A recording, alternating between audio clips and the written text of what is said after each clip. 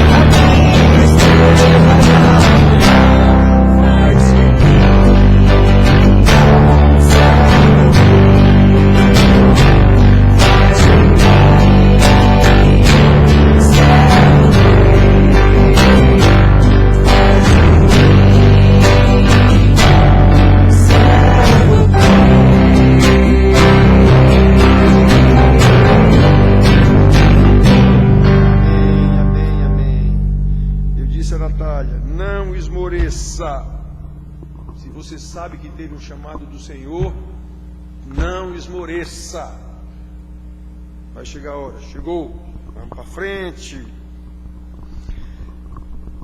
Cada coração procura onde possa descansar, mas descanso verdadeiro só Jesus o pode dar. Cristo sempre eternamente, Cristo Salvador e Rei, meu amigo, meu abrigo, tudo nele achei. Meu coração te entrego, meu Senhor. Cada coração procura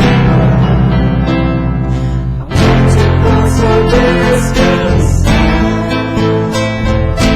mas descanso verdadeiro só Jesus o pode dar. O meu coração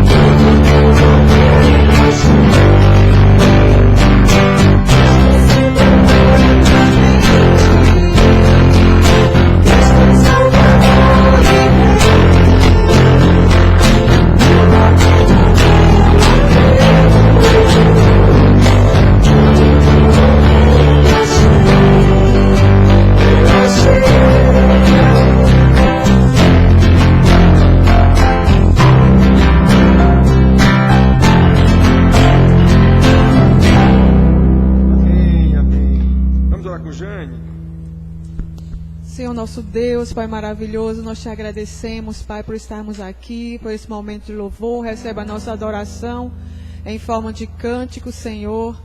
Que o Senhor venha nos abençoar cada dia mais, para que nós possamos abrir o nosso coração e nosso entendimento para compreender a Tua palavra, Senhor, a Tua verdadeira vontade para as nossas vidas, Pai. Sede conosco, Senhor, derrama da Tua graça, Senhor, para que nós possamos andar segundo a Tua vontade, Pai. É assim que nós te oramos, te agradecemos, Senhor, em nome de Jesus. Amém. Amém. Irmãos, podem sentar. Estamos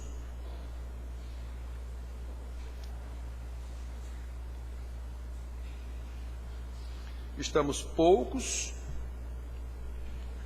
os mais idosos não têm vindo, e eu mesmo aconselho aqueles que têm já mais idade, fiquem em casa, como diz o pessoal, é melhor. Ninguém sabe, assista lá pelo YouTube ou no canal da igreja.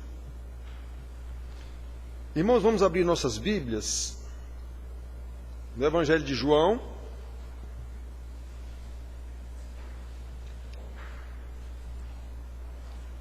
Na ordem que está na Bíblia, é o último dos 4 evangelhos.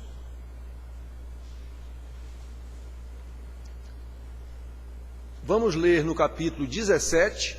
Já temos falado tantas vezes aqui nesse capítulo 17, a conhecida oração sacerdotal de Jesus. Alguns chamam oração sumo sacerdotal. Capítulo 17, vamos ler os 3 últimos versículos.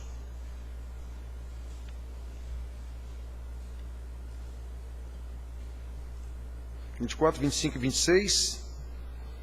E assim está escrito: Pai, a minha vontade é que onde eu estou, estejam também comigo os que me deste, para que vejam a minha glória que me conferiste, porque me amaste antes da fundação do mundo. Pai justo, o mundo não te conheceu.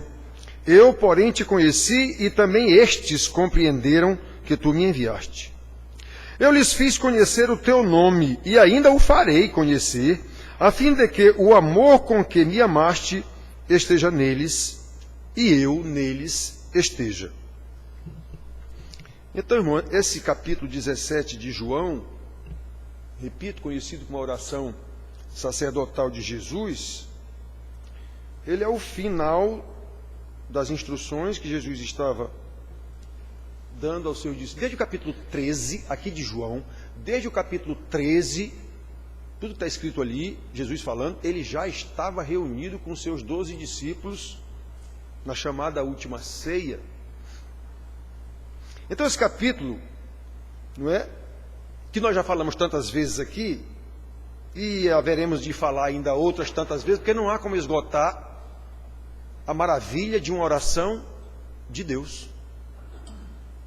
Uma oração de Deus, Jesus Deus, orando para o Pai Deus.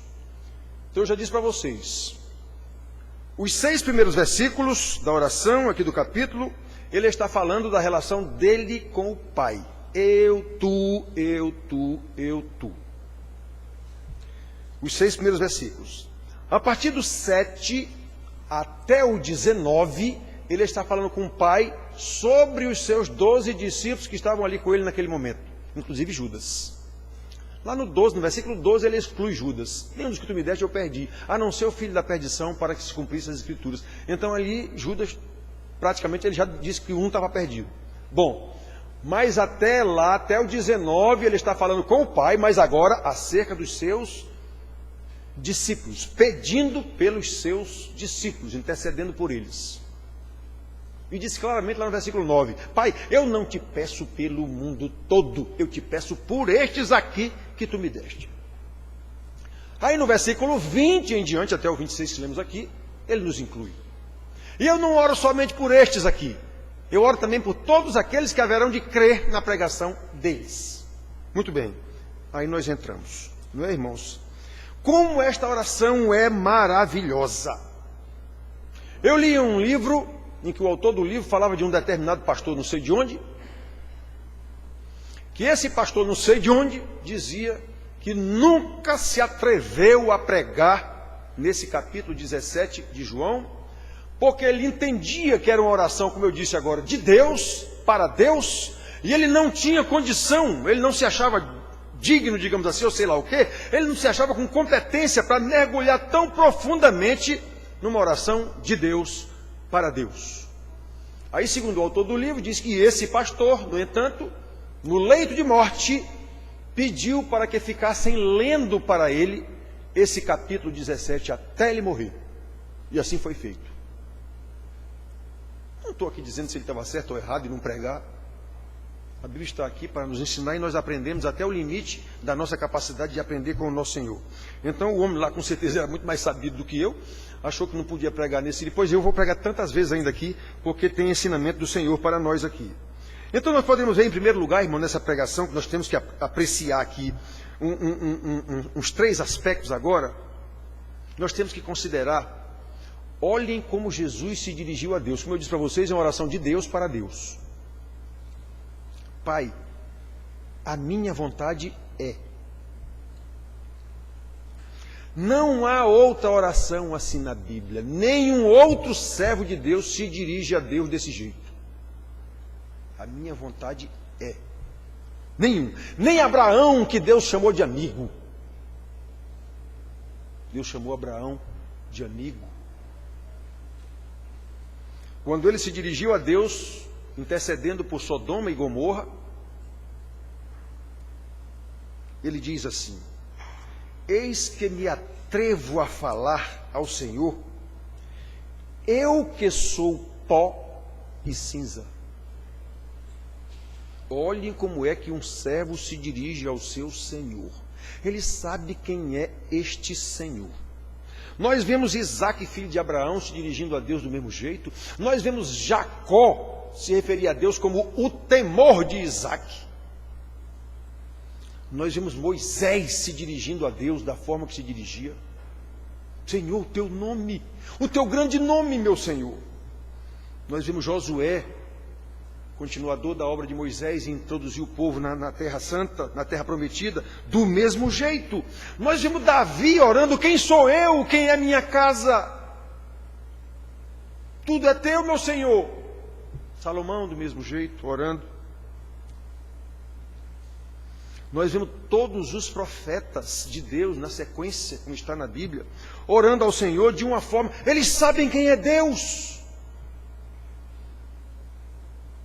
Profeta já do cativeiro, Daniel,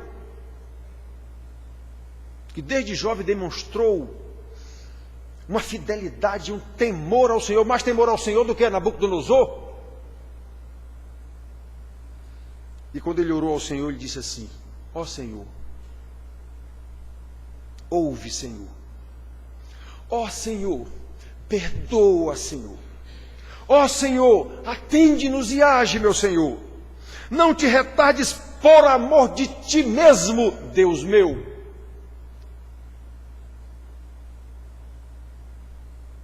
O apóstolo Paulo, já mais para cá, homem de profunda intimidade com Deus, orando pelos Efésios, dizia: por esta causa me ponho de joelhos diante do Pai, orando por vocês. Olhem a oração dos servos de Deus, mesmo aqueles como Abraão, que ele chamou de meu amigo. O único homem na Bíblia que Deus chama de meu amigo foi Abraão.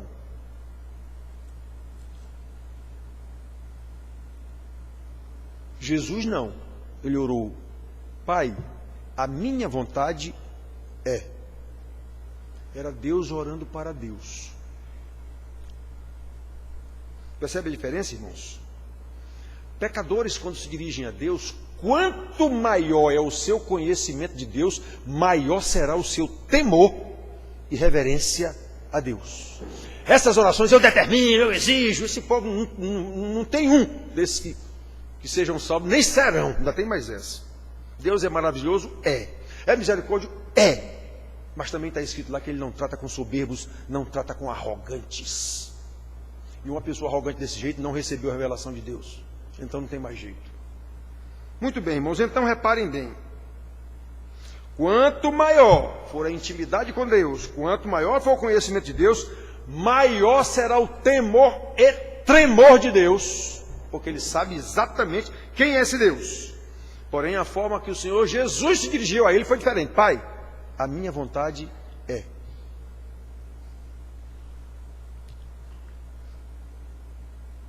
Sabe por que Jesus orou assim, irmãos? Porque ele é Deus. Porque ele é um com o Pai. Eu e o Pai somos um. Ele diz isso lá em João 10, 30. Então, irmãos, ele diz: todas as coisas foram feitas por ele, como está escrito no capítulo 1 de João, logo no início. Ele estava com o Pai, ele era o Pai, todas as coisas foram feitas por ele. A voz que disse lá no Gênesis: haja luz, é a mesma voz que agora diz: Pai, a minha vontade é que estejam comigo. Onde eu estou, estejam comigo estes que tu me deste, para que vejam a minha glória que tu me conferiste, porque me amaste antes da fundação do mundo. A glorificação completa do Filho, irmãos, isso é um mistério que a gente não consegue entender. Por isso que eu estou dizendo para vocês. A gente, quanto mais estuda, mais aprende, mais diz: meu Deus, isso é grande demais. A glória completa do Filho de Deus só se dará quando nós estivermos com Ele. Por isso que Paulo criou a doutrina dele lá, em Efésios, em Colossenses, que Jesus é a cabeça e a igreja é o corpo. Ou seja, Jesus está lá no céu ainda sem o corpo. Para a gente entender a metáfora. Então Jesus só estará na sua glória completa quando estiver com ele todos aqueles que o Pai lhe deu, exatamente para saber a glória que eu tive contigo desde antes da fundação do mundo. Tu me amaste desde antes da fundação do mundo. Pois é, esse amor é extensivo a eles também, eles têm que estar conosco. Irmãos, isso é muito profundo, irmãos. Não é só saber, morreu na cruz, é filho de Maria. A glorificação completa do Filho só se dará conosco lá com Ele. Portanto, irmãos, não tenhamos nenhuma dúvida de que esta oração será atendida em todos os seus aspectos, porque o Deus que orou é o mesmo Deus que atende. Então não há como duvidar das coisas do Senhor. Lembra das orações passadas, pregações passadas? Consulte os tempos passados. Vão ver o que Deus disse que faria e fez com o seu povo, Israel. A vontade do Filho é a vontade do Pai. Se o Filho diz: Pai, a minha vontade é que onde eu estou estejam também comigo aqueles que tu me deste, certamente ele ouvirá do Pai: Filho, pois fique sabendo que a minha vontade também é que estejam com você todos aqueles que eu lhe dei. Pronto. Que segurança é saber que pertencemos ao Senhor Jesus e que fomos dados a Ele pelo Pai. Pai, estes que tu me deste eram teus. Obviamente ninguém dá o que não tem. Então, se Deus Pai deu a Jesus, Deus Filho, é porque já eram dele. Jesus está dizendo isso. Então nós somos do Pai desde a eternidade, antes da fundação do mundo. A glória que foi conferida ao Senhor Jesus antes da fundação do mundo, Ele está dizendo ao Pai: a minha vontade é que eles estejam comigo, eles fazem parte dessa minha glória. Eles têm que ver isso. Irmãos, que coisa maravilhosa, irmãos. Estudar a Bíblia é um desafio que, se você não for crente mesmo, termina abandonando tudo. Como diz Paulo, isso é uma loucura. E é mesmo. Para quem? Para os que se perdem. Para nós é o poder de Deus para a nossa salvação. Então lembre, o primeiro aspecto: olhem como Jesus se dirigiu ao Pai. A minha vontade é. Segundo aspecto que a gente deve observar aqui: quem eram os beneficiários, digamos assim, da oração de Jesus?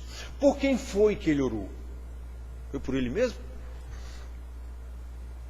Não. Ele estava orando por aqueles que o Pai lhe deu. Como eu disse, os primeiros versículos ele fala da glória que eu tive contigo aí no céu e tal. E eu disse a eles essa glória. Eu passei para eles. Qual foi a glória que Jesus passou aos seus discípulos? O conhecimento do Pai. Jesus, vocês sabem que era pobre aqui na terra, sua família era pobre. Ele não deu nada de valor, digamos assim, para os seus discípulos. O que foi que ele deu? Qual foi a glória que ele passou? A glória do Pai que ele passou aos seus discípulos? o conhecimento do Pai. Muito bem, irmãos, então, lá no versículo 9, como eu disse para vocês, ele já havia dito, eu não oro pelo mundo todo. Eu não oro pelo mundo todo. Por que Jesus não orou pelo mundo todo? Porque não é para salvar o mundo todo. Ele sabia disso. Era para salvar só os eleitos do Pai que ele lhe deu. História da predestinação, que o pessoal não engole isso. Não engole por arrogância. Deus é Deus. Não engole por falta de conversão. Deus é Deus. Eu não oro pelo mundo todo, eu oro por este que tu me deste. Foi este que eu vim resgatar na cruz. Muito bem, irmãos. Já ensinei sobre isso no discipulado em várias aulas. E ele diz, o mundo não te conheceu. O mundo não conhece, nem quer conhecer a Deus. Eu disse para vocês, eu fico muito triste quando eu ouço um pastor dizendo, o povo está sedento da palavra de Deus. Eu digo, mas em que mundo esse camarada está? Qual é a Bíblia dele? Já viu o pecador está sedento pecador está sedento é de farra. O pecador está sedento de Deus. Não tem na Bíblia isso, ao contrário, o pecador quer a distância de Deus. Que conversa é essa? Ele pode até estar sedento de culto cultural, culto religião. Ele até pode estar sedento disso, porque aí qualquer um vai. O da macumba vai para o culto dele, as velhas do texto de Maria vai para o culto delas, todo mundo vai para o seu culto. Isso é cultura. Cultura religiosa. Então, irmãos, o mundo não conheceu, não conhece, nem quer conhecer. Nem quer conhecer. Irmãos queridos, o seu próprio povo eleito, vimos na aula hoje de manhã, o seu próprio povo eleito desobedeceu deliberadamente o Senhor, desconhecendo o Senhor. E ele chega a perguntar em Isaías, vocês estão me desconhecendo? Você não sabe quem sou eu, não? Quantas vezes ele repete na lei, eu sou o Senhor, eu sou o vosso Deus, vocês são meu povo. Pois é, o povo não o reconheceu, não o conheceu como Deus durante toda a história de Israel. É só ler a Bíblia. O seu povo não reconheceu o Messias prometido e o matou. Urdiu um plano para que Roma matasse o Messias numa cruz. Pois é, só de o povo está sedento de Jesus. Quem diz isso não sabe quem é Deus e nem entende nada da Bíblia. Então, meus filhos, prestem atenção. O mundo não reconheceu o Messias que veio exatamente resgatar o seu povo dos pecados dele. Mateus 1:21. José, tu porás o nome do menino de Jesus, porque ele virá salvar o seu povo dos pecados deles. Mateus 1:21. Jesus e a salvação não vem de Deus. A salvação é de Deus. Então, irmãos, por isso que Jesus os chama de Pai justo. Ele ora que Pai justo. Justo em que sentido? Ele vai condenar o mundo. Aliás, já está condenado desde a eternidade. Mas aqueles que tu me deste, Pai, eu quero que eles estejam comigo onde eu estiver. É justo condenar o mundo. Pai justo. Nós sabemos disso, irmãos. Será que a gente sabe dessas coisas? Jesus não veio salvar o mundo, mas apenas os eleitos do Pai, aqueles que o Pai lhe deu. O mundo não te conheceu, mas estes que tu me deste compreenderam que tu me enviaste. Vamos ler o versículo 25. Isto, porém... Cadê? Mudei a página. Pai justo, o mundo não te conhece, eu, porém, te conheci. E também estes compreenderam que tu me enviaste. Estes quem? Os eleitos que tu me deste. O mundo não te conheceu. Nem conhece, nem quer conhecer, nem vai conhecer. Aliás, vai no último dia. No último dia todo joelho se dobrará e toda língua confessará, tu és Senhor. Vamos para o inferno dizendo isso, tu és Senhor. Então, meus filhos, olhem só. A salvação de cada pecador, a gente tem que entender isso. A salvação de cada pecador é um milagre do mesmo tamanho do milagre da criação do universo. lá em Lucas, Evangelho de Lucas, está escrito em 2 lugares, eu não lembro agora exatamente quais versículos, mas está escrito em 2 lugares, que cada vez que um pecador é convertido, os anjos fazem festa lá diante de Deus. Olhem, um pecador, quando é convertido, os anjos fazem festa lá diante do Pai e cantam de alegria. Um pecador foi convertido. Jesus diz que a conversão da sua vida é mais importante do que o mundo todo. Que importa o homem ganhar o mundo todo se perder a sua alma? A sua alma vale mais do que o mundo todo. Então, irmãos, essas coisas a gente normalmente não sabe. Eu vim para a igreja de domingo. Sim, todo mundo vai para a sua igreja.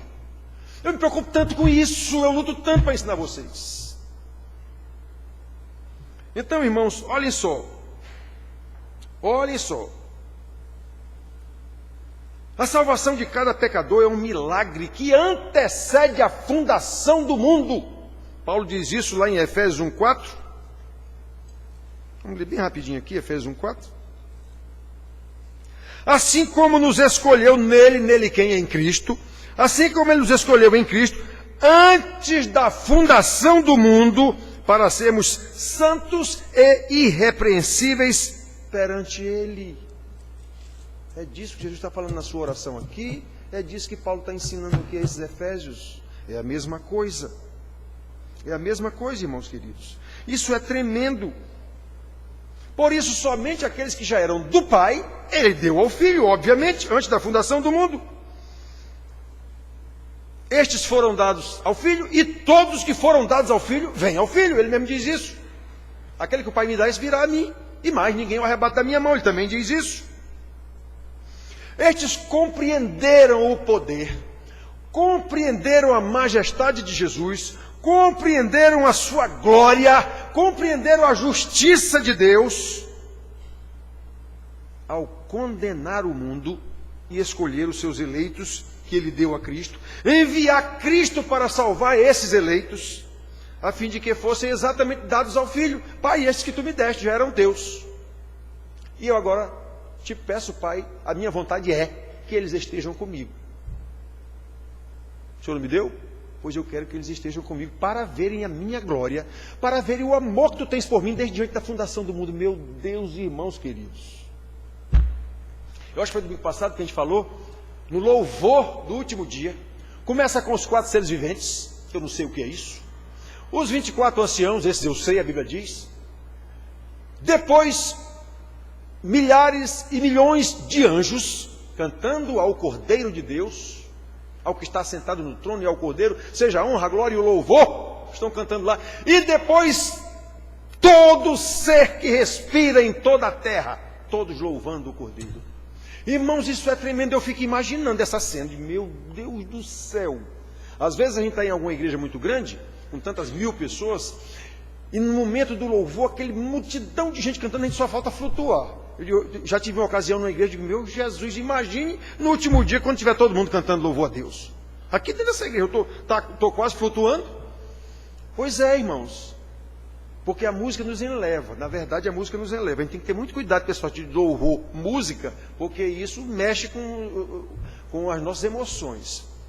Aí você acha que é o Espírito Santo. Não, é a sua emoção. Que nem aquelas meninazinhas ficam se descabelando na frente do Ivete Sangalo, Luan Santana e companhia. Mesma coisa.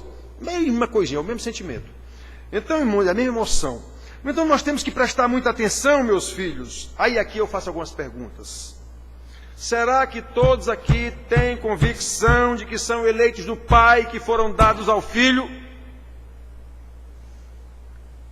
Será que todos aqui têm se esforçado para ser transformados à imagem do Filho? Foi para isso que Ele nos deu ao Filho, para sermos iguais a eles, para a alegria e para o prazer do Pai?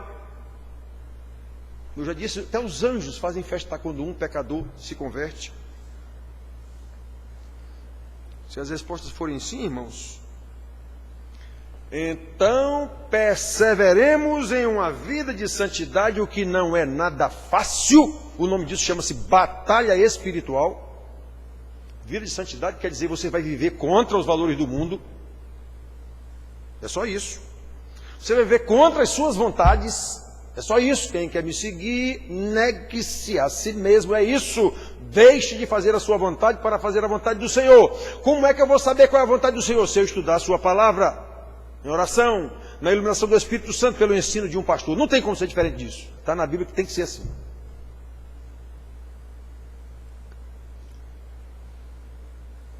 Então, irmãos, temos que perseverar em santidade, absolutamente seguros de que o milagre da salvação vai se concretizar. É isso que Paulo fala lá em Filipenses 1,16, se eu não me engano, que ele diz, aquele que completou a boa obra, há de completá-la até o dia. As pessoas normalmente falam isso com alguém que está no hospital doente, alguém que está se recuperando de algum... Olha, irmãos, aquele que completou a boa obra, essa cirurgia, ou sei lá o que, há de completá-la, a sua recuperação. Não é disso que Paulo está falando lá.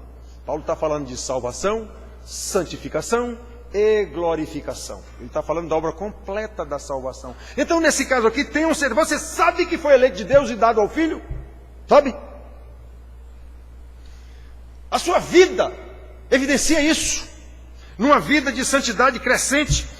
Por quê? Porque eu estou absolutamente seguro de que o milagre da salvação é irreversível.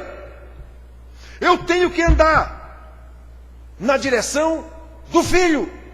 Eu não sou o corpo que vai encontrar com a cabeça, como Paulo diz lá em Efésios e Colossenses. A glória de Jesus não só será completa quando eu estiver lá com Ele. A Bíblia não diz que sem santidade ninguém verá a Deus? Pois é, eu tenho que saber todas essas coisas, isso não pode sair da minha cabeça. Salmo 119, que falamos ainda agora, versículo 11. Guardo na tua palavra, no meu coração, as tuas palavras para não pecar contra ti. Jovens, versículo 9. De que maneira pode o jovem conservar puro o seu coração? Andando de acordo com os decretos do Senhor.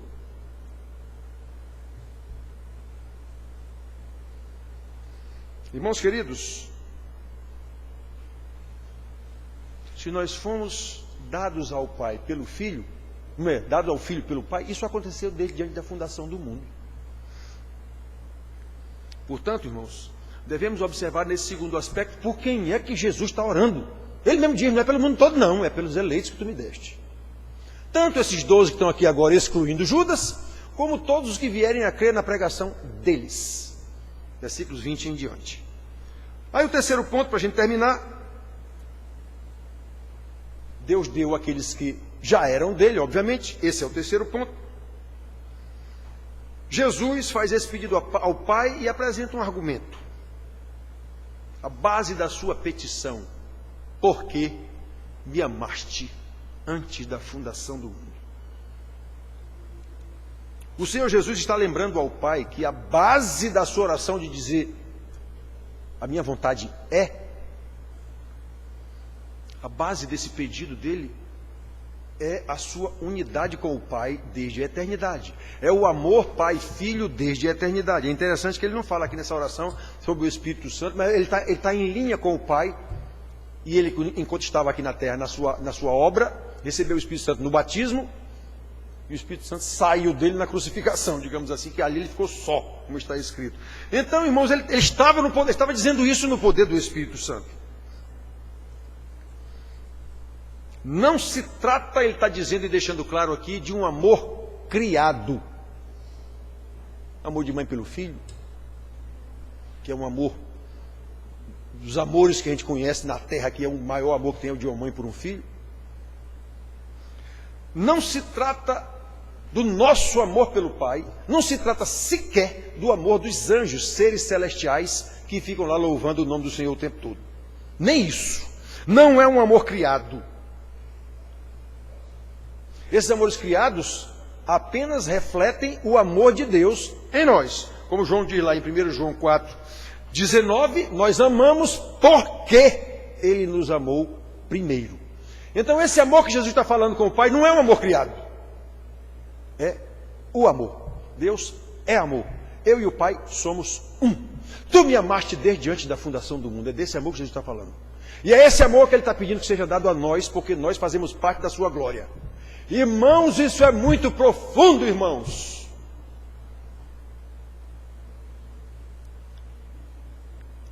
Pois bem, é esse amor eterno que o Senhor Jesus está pedindo que o Pai estenda a nós.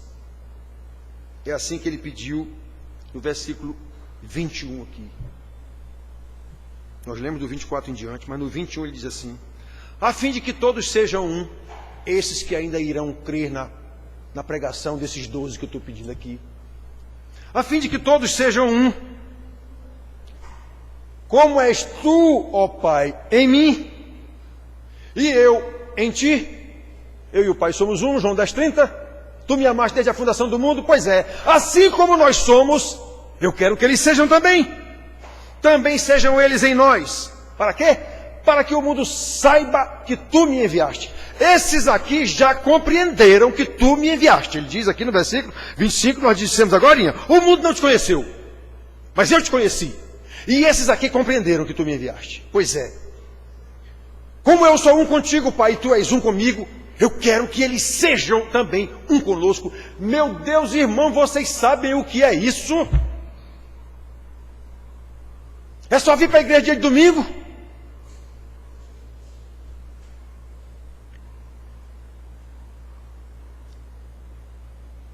Quanto mais eu estudo a Bíblia, mais assombrado eu fico. E mais maravilhado eu fico com a misericórdia de Deus.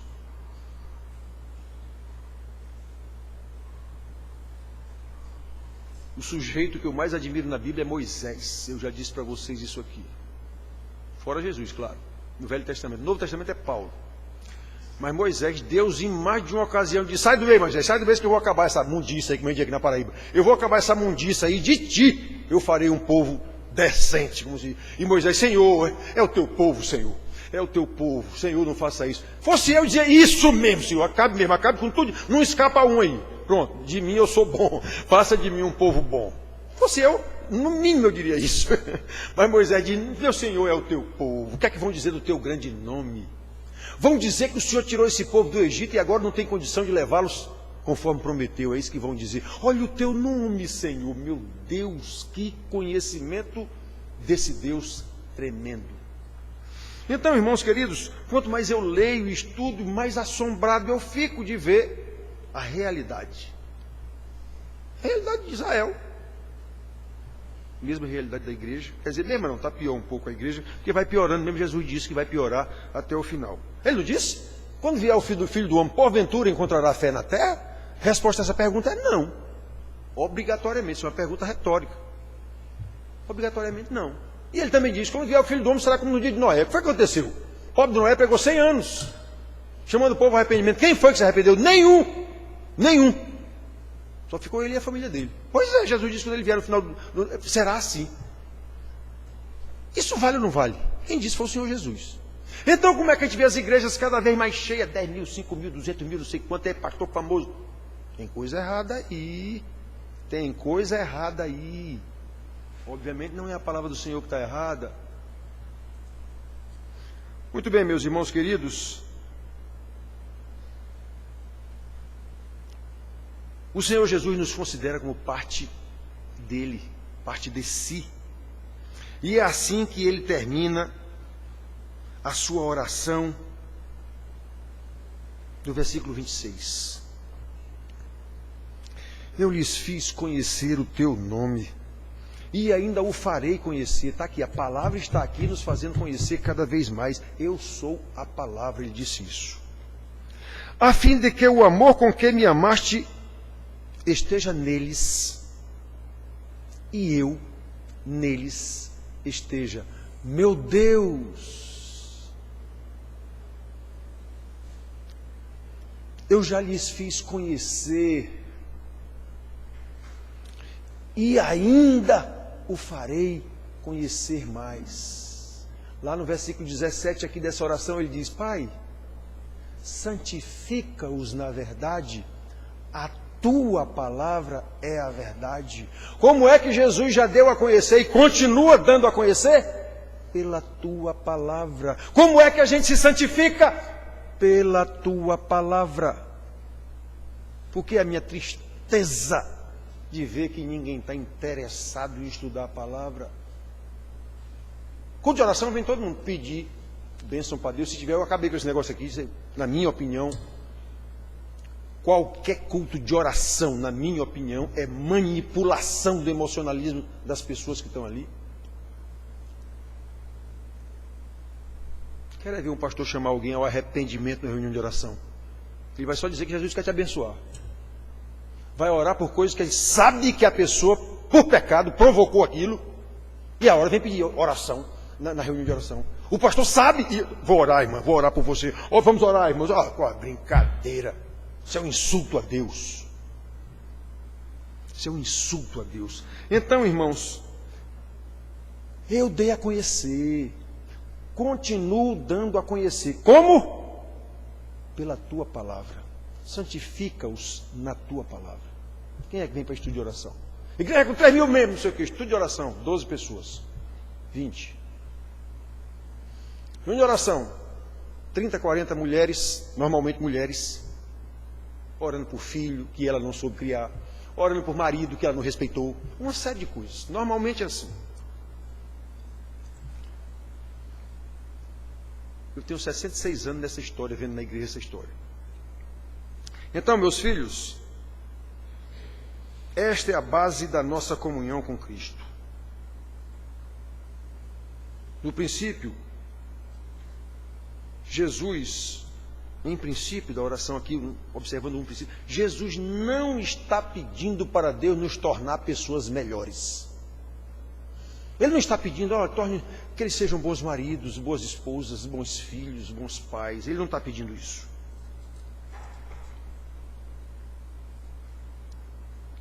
Ele não está pedindo que nos tornes dignos de alguma coisa. O que ele está pedindo é que o Pai nos torne um com o Filho. Como o Filho é um com o Pai. Santidade absoluta, irmãos. Santidade absoluta, a fim de que nós recebamos o mesmo amor que Ele recebe do Pai desde a eternidade e conheçamos essa glória que Ele tem desde a eternidade e que nós fazemos parte dessa glória. Meu Deus do céu, vocês sabem o que é isso, irmãos? Tudo isso pela dignidade do próprio Filho. Foi Ele quem veio aqui conquistar essas coisas. Pelos seus próprios méritos, e não pelo mérito de pastor nenhum, de presbítero nenhum, ou de igreja nenhuma, denominação nenhuma, o que quer que seja. Esta é a base, irmãos, da nossa comunhão com Cristo e em Cristo. É disso que estamos falando.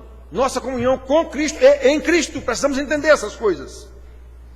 É a comunhão que Ele tem com o Pai, é essa a base, é a comunhão que Ele tem com o Pai. E é a comunhão que nós devemos ter com Ele. Comunhão evidenciada obrigatoriamente e naturalmente, pelo menos deve ser assim, uns com os outros. Comunhão evidenciada dos irmãos uns com os outros. Eu vivo dizendo para vocês aqui, a minha percepção ou a minha meu entendimento sobre igreja não tem nada a ver, digamos assim, com essas igrejas no formato que nós temos. Não é esse o meu entendimento de igreja conforme a Bíblia, não é esse não. Isso é denominação, é instituição comercial, religiosa, tradicional, é só isso. É herança da Igreja Católica, inclusive. Qualquer uma.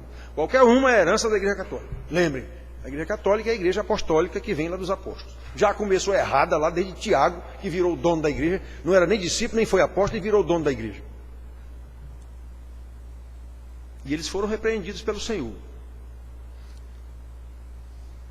Muito bem, irmãos. Essa comunhão, se é que nós a temos com Cristo, a comunhão que Ele tem com o Pai, se nós buscamos essa comunhão, ela tem que ser evidenciada na comunhão com os irmãos. Tem que ser evidenciada. Eu sou um com você, meu irmão. Tem um hino que a gente cantava, que eu toda vez que cantava aquele hino, eu ficava morrendo de vergonha. Cantamos muito na igreja, uma época, sabe que esse hino virou moda, né? Sai de moda. Eu sou um com você, no amor do nosso Pai, somos um no amor de Jesus. Isso é mentira. A gente está cantando mentira. E somos um o quê? A gente é no máximo um amigo, alguns têm alguma amizade melhor um com o outro, mas não passa disso não. Todo mundo aqui sabe disso. Então, irmãos, a gente tem que prestar atenção a isso. nós fomos feitos filhos amados de Deus em Cristo, o amor que Deus teve a Ele desde a eternidade, a glória que Ele teve com o Pai desde a eternidade, e que nós somos parte dessa glória. Nós temos que receber esse amor e manifestar esse amor. Ou então é tudo hipocrisia. E vocês sabem como eu luto por isso.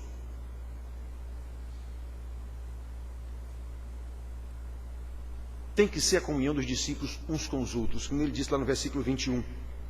Que eles sejam um, Pai, como és tu em mim e eu em ti. Também sejam eles em nós, para que o mundo creia que tu me enviaste. E ele disse, esses aqui entenderam isso.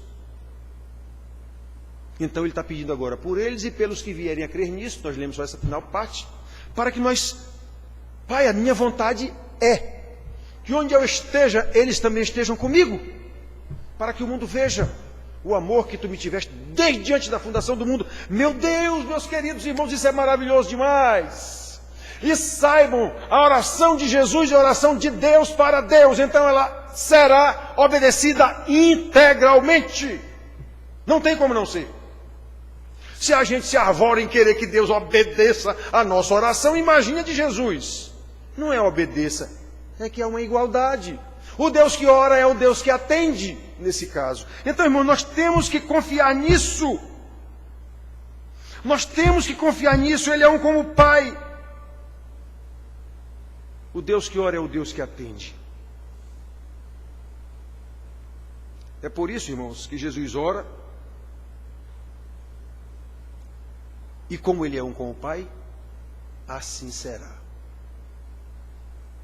Portanto, que tenhamos esperança o tempo inteiro, confiança o tempo inteiro, fé o tempo inteiro. Fé, repito para vocês, fé, a palavra fé, o que é que abrange a palavra fé? O conhecimento da revelação de Deus. A quem Ele não revelou não tem fé, tem crendice. A revelação de Deus àqueles que Ele elegeu e deu ao Filho, e essa revelação vem um conhecimento cada vez maior, como Ele disse, eu ensinei a eles, dei a eles e continuo dando esse ensinamento, é pela palavra, e ao conhecer essa palavra, pô-la em prática, fortalecido no Senhor e na força do seu poder, Efésios 6:10, sabendo que a gente não tem condição, mas é o Senhor Jesus em mim e eu nele, assim como Ele com o Pai são um. É isso que é ser crente. Aí esse crente vai viver em comunhão uns com os outros, vai falar sobre essa salvação maravilhosa que ele recebeu, sem estar azucrinando ninguém, já vai falar. Que Deus possa aplicar, meus irmãos, a sua palavra maravilhosa nessa oração, que o homem lá diz que não é digno sequer de pregar sobre ela. Eu creio que ele estava equivocado. Mas que a gente possa aprender cada vez mais. Já disse, preguei já não sei quantas vezes nessa oração, e vamos pegar mais outras tantas, sei lá quantas, quando for necessário. Que Deus coloque isso no nosso coração, a fim de que vivamos para louvor da sua glória. Amém.